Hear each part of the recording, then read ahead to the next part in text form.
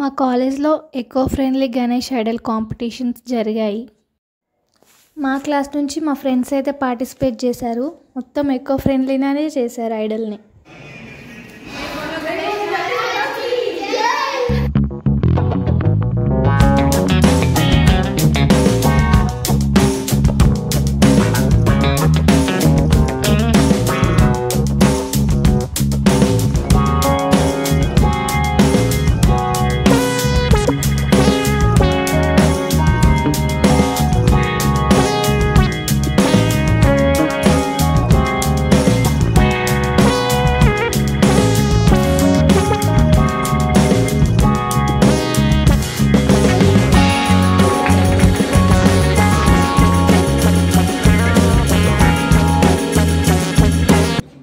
My friends got second prize in the competition.